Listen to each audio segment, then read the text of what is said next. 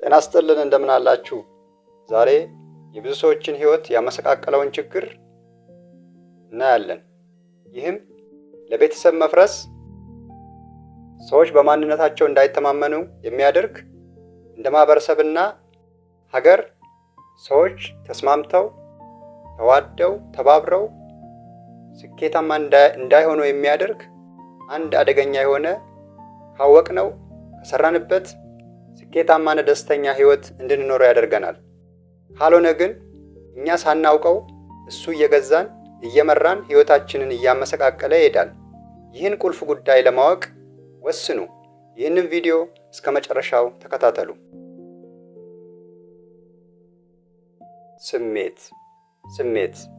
ስሜት ማን ነው? ስሜት ምንድን ነው?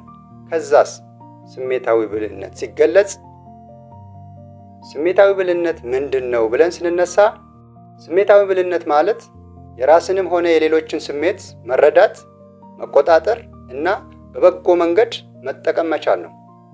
በትምህርት ከምናገኘው ዕውቀት በበለጠ በህይወት ውስጥ እና በስራ ስኬታማነት ለመሆን ዋነኛው የስሜታዊ ብልህነት ነው ይላል ዳንኤል ጎልማን። በእውቀት የምናገኘው ክህሎት የህይወትን 20% ሚና ያለው ሲሆን በስሜታዊ ብልህነት የሚገኝ ስኬት 80% ይሆናል ይላል ዳንኤል ጎልማን። ለዚህ ትልቁን ድርሻ የያዘው የስሜታዊ ብልህነት ማደግ ነው ብሎ ዳንኤል ጎልማን ያስረዳል። እንግዲህ ዛሬ በጥልቀት አብረን የምናየው 5ቱ የስሜታዊ ብልህነት አንኳር ነጥቦችን አብረን እናያለን። አንደኛ ላይ ራስን ማወቅ ሰልፍ አዌርነስ፣ የራስን ስሜት ጥንካሬና ድክመት አሊያም በሌሎች ላይ የምናሳድረውን ተጽዕኖ ጠንቅቆ ማወቅ ነው። ራስን መረዳት ነው። ራስን ማወቅ ነው። የስሜት ብልህነት የሚጀምረው ስሜትን ከመለየት ነው። እኔ ደስተኛ ነኝ ወይ? ተቆጥቻለሁ ወይ? ፈርቻለሁ? ተጨንቄያለሁ? የሚሉ የግል ባህሪን፣ የግል ማንነትን ለራስ በራስ ቀድሞ ማወቅ ጠቀሜታ አለው። ስሜትን ማወቅ ማለት ስሜት እንዲመራን አለመፍቀድ ማለት ነው። ስሜትን ታውቀዋለህ፣ ከዚያም ምላሽን ትመርጣለህ። ራስን ማወቅና በራስ መተማመን ስሜታዊ ብልህነት ሰው ጥንካሬውን፣ ድክመቱን በደንብ ለይቶ እንዲያውቅ ይረዳዋል። ሁሉንም አውቃለሁ ከማለት ይልቅ ይህን ገና መማር አለብኝ ማለት እውነተኛ ራስን ማወቅ ነው።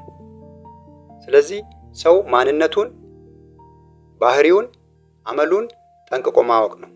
እኔ አኩራፊ ነኝ ወይ? ግልፍተኛ ነኝ ወይ? ትዕግስተኛ ነኝ ወይ? ቸኩላለሁ ወይ? የሚል የግል ባህሪን፣ የግል አመልን በደንብ ማወቅ የስሜታዊ ብልህነት ትልቁ ክህሎት ነው። ሌላው ሁለተኛው ራስን መግዛት ሰልፍ ሬጉሌሽን።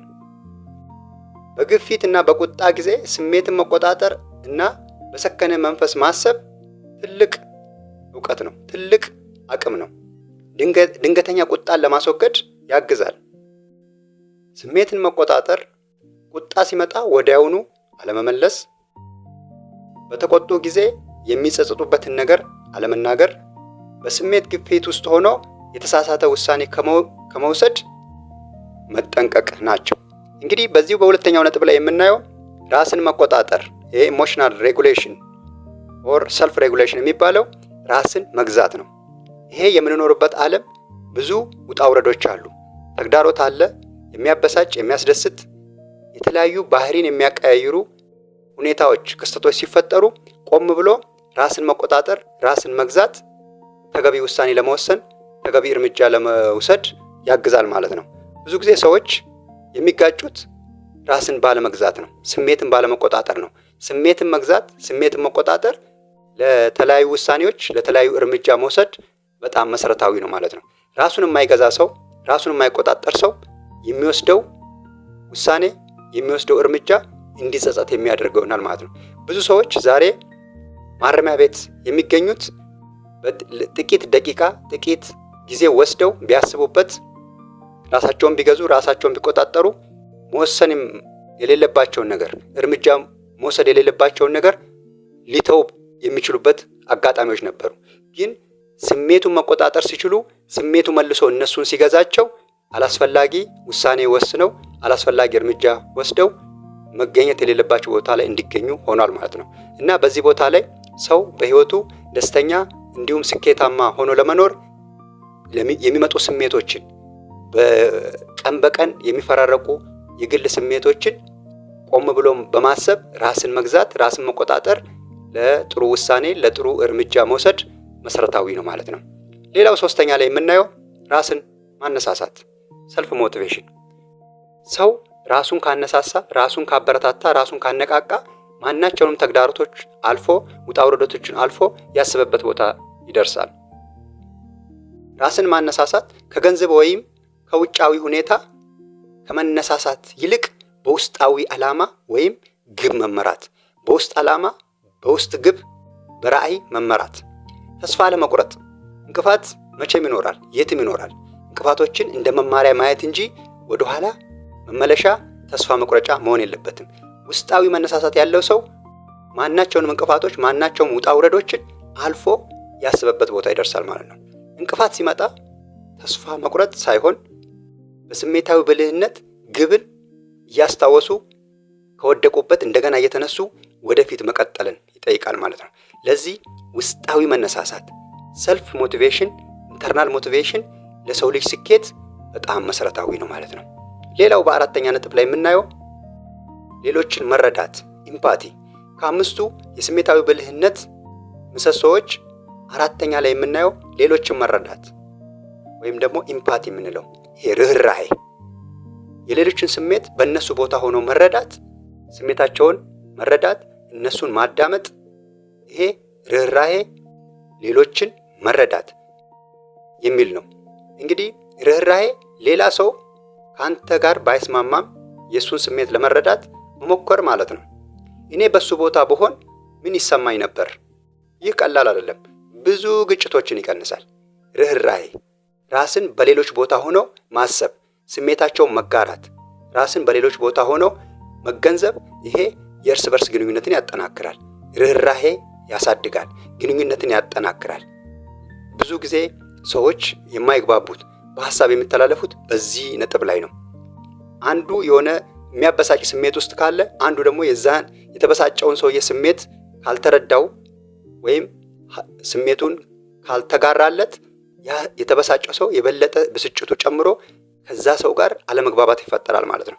እና እርስ በርስ ለመግባባት እርስ በርስ ጥሩ ግንኙነት ለማድረግ አንዱ የአንዱን ስሜት መረዳት፣ ስሜትን መጋራት ለሰው ልጆች ግንኙነት በጣም መሰረታዊና ወሳኝ ነው። ሌላው በአምስተኛ ነጥብ ላይ የምናየው ማህበራዊ ግንኙነት ነው። ሶሻል ስኪልስ።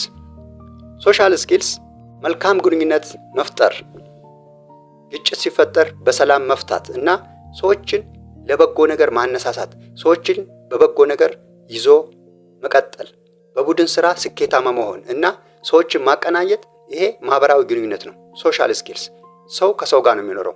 ማህበራዊ ግንኙነት ለተለያዩ ነገሮች ጠቀሜታ አላቸው። ትልቁ ሰዎችን ማዳመጥ፣ መደማመጥ፣ መከባበር፣ በግጭት ጊዜ በጥበብ መነጋገር፣ ጤናማ ግንኙነትን መገንባት። እንግዲህ አምስቱ የስሜታዊ ብልህነት ምሰሶችን አሁን እንዳየነው ሆኖ ማድረግ የሚያስፈልገን አንደኛ ላይ መላመድ ነው። ህይወት ሁል ጊዜ እንደፈለግነው አይሄድም። ሁኔታዎች ይቀያየራሉ፣ እቅዶች ይቀያየራሉ፣ የሰዎች ሁኔታ ነገሮች ይቀያየራሉ። በዚህን ጊዜ ስሜታዊ ብልህ ሰው ሁኔታው ሲቀያየር እሱም በጥበብ በማስተዋል የተቀያየሩ ሁኔታዎችን ይላመዳል ማለት ነው። ይሄ አንደኛው ነጥብ ነው፣ መላመድ። ሁለተኛው ስሜትን በግልጽ መግለጽ። ምንም አልሆነም ብሎ የተከሰተን ነገር የተፈጠረን ነገር ከመደበቅ ይልቅ ምንም አልሆነም ከማለት ውስጥን መደበቅ ሁልጊዜ ጥንካሬ አይደለም።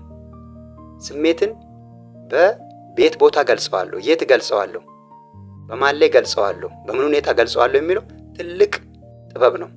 ስሜትን በክብር በግልጸኝነት እና ሌሎችን በማይጎዳ ሁኔታ ሐሳብን መግለጽ፣ ስሜትን መግለጽ አስፈላጊ ነው። ስሜት ግን ሲገለጽ ወዲያው በተበሳጩ ጊዜ ወዲያው በተሰማቸው ጊዜ ሳይሆን አንደኛ ጊዜ መውሰድ፣ መቆየት፣ ስሜቱ የሚገለጽበት ቦታ፣ ጊዜ፣ ሁኔታና ማን ላይ በምን ሁኔታ ገልጻለሁ የሚለው ትልቅ ጥበብ ነው እና ስሜትን ከማፈን ይልቅ በተገቢው ቦታ በተገቢው ጊዜ በአስፈላጊነቱ ስሜትን፣ ሀሳብን ገልጾ ከሰዎች ጋር መልካም ግንኙነትን ማዳበር አስፈላጊ ነው። ሌላው ሶስተኛው ነጥብ ማድረግ ያለብን ብሩህ አመለካከትን ማዳበር ነው። የኢሞሽናል ኢንተለጀንስ አንዱ ጠቃሚ ክፍል ህይወትን በተገቢው አመለካከት ማየት ነው። ሁሉም ነገር ወደ አላስፈላጊ፣ ወደ ጥርጣሬ፣ ወደ ክፋት ከማየት በበጎ አመለካከት ማየት ጠቃሚ ነው። ችግር አለ? አዎ፣ መፍትሄም ግን አለ። ዛሬ ከባድ ሊሆን ይችላል፣ ግን ነገ ይሻሻላል። እነዚህ የብሩህ አመለካከት ሂደቶች ናቸው። ብሩህ አመለካከት ችግርን መካድ አይደለም። ችግር ቢኖርም ተስፋ መሰነቅ፣ መፍትሄን ማየት ነው። እንግዲህ በስሜታዊ ብልህነት ማደግ ምንድነው ጠቀሜታ የሚለውን እናያለን። በስሜታዊ ብልህነት ማደግ ጠቀሜታው ምንድነው ስንል አንደኛ ላይ ግላዊ እድገትን ይሰጠናል። ፐርሰናል ግሮዝ፣ በራስ መተማመንን፣ ስርዓትን፣ የስሜት ሚዛንን ያሻሽልልናል። ኢምፕሩቭ ሰልፍ ኮንፊደንስ፣ ዲሲፕሊን እንደ ኢሞሽናል ባላንስ፣ ውጥረትን፣ ስትረስን ለመቋቋምና የተሻሉ ውሳኔዎችን ለመውሰድ ይረዳናል። ሄልፕ ኦቨርካም ስትረስ እንደ ሜክ ዋይዝ ዲሲዥን። ሁለተኛው የስሜታዊ ብልህነት ማደግ ጠቀሜታው ግንኙነቶች ይሻሻላሉ። ግንኙነቶች ጠንካራ ይሆናሉ። ግንኙነቶች ጥሩ ይሆናሉ። ጠንካራ የጓደኝነት፣ የቤተሰብና የሥራ ቦታ እምነቶችን ይገነባል። ቢውልድ ስትሮንገር ፍሬንድሺፕ፣ ፋሚሊ ቦንድ እንደ ወርክ ፕሌስ ትረስት። ስሜትን መረዳት ማክበርን፣ መከባበርን እና ውጤታማ መግባባትን ያበረታታል። ኢንካሬጅ ኤምፓቲ፣ ሪስፔክት እንደ ኢፌክቲቭ ኮሚኒኬሽን። ሶስተኛው የስሜታዊ ብልህነት በስሜታዊ ብልህነት ማደግ ሶስተኛው ጠቀሜታው ሙያዊ ስኬት፣ ፕሮፌሽናል ሰክሰስ። ከፍተኛ የስሜት ብልህነት ያላቸው መሪዎች ታማኝነትንና የቡድን ስራን ያስፋፋሉ፣ ያጠናክራሉ፣ ያስኬዳሉ። ሊደርስ ዊዝ ሃይ ኢሞሽናል ኢንተለጀንስ ኢንስፓየር ሎያሊቲ እንደ ቲም ወርክ።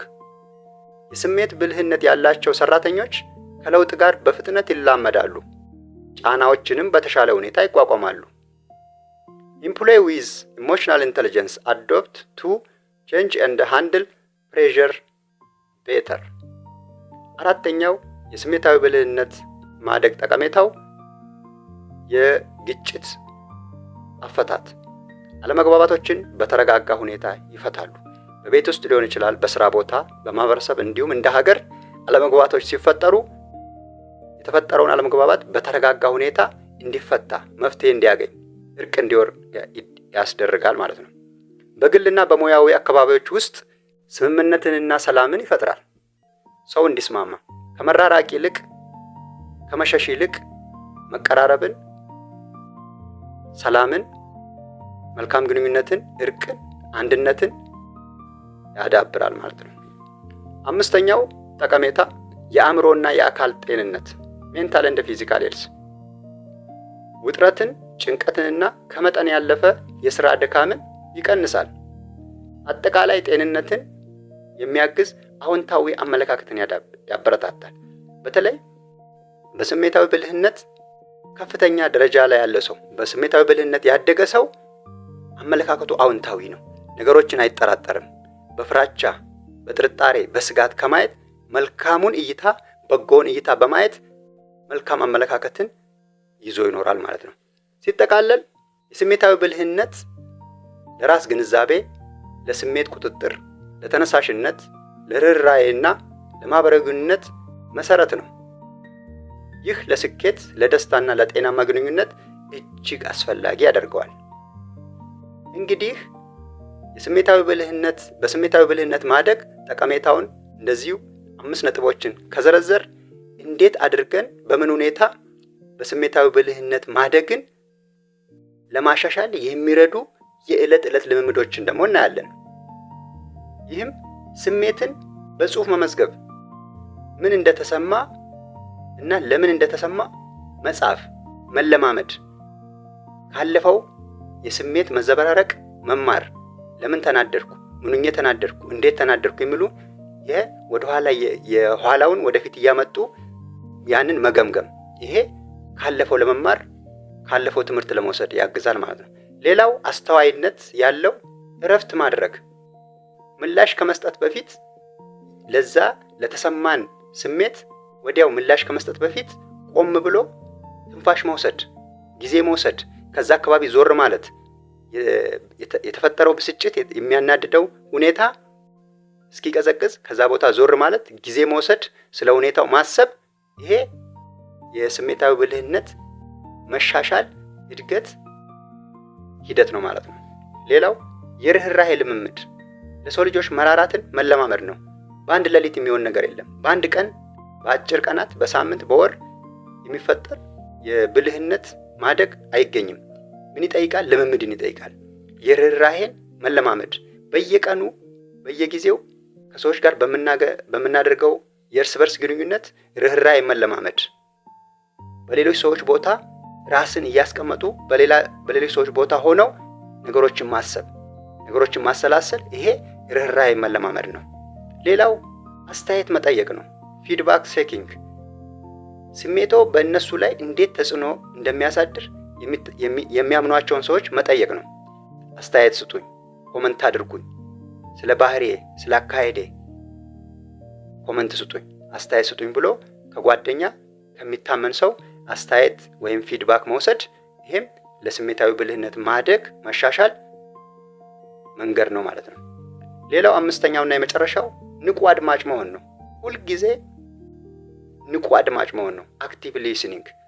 በተፈጥሮ የሰው ልጅ 2 ጆሮና 1 ምላስ ሲሰጠው ብዙ እንዲያዳምጥ ጥቂት እንዲናገር ነው። ለዚህ ንቁ አድማጭ መሆን፣ በደንብ አድርጎ ማዳመጥ አስፈላጊ ነው። ይሄ የእርስ በርስ ግንኙነትን ያጠናክራል ማለት ነው። ንግግራቸውን ሰዎች ሲናገሩ ንግግራቸውን ኢንተራፕት እያደረጉ ሳያቋርጧቸው ተናጋሪው ሐሳቡን እስኪጨርስ ድረስ በሙሉ ትኩረት ንቁ አዳማጭ ሆኖ ማዳመጥ፣ ይሄ የስሜታዊ ብልህነት ማደግን ያሳያል ማለት ነው። ለዚህ ከዛሬ ቪዲዮ ብዙ ትምህርት እንዳገኛችሁ ገምታለሁ።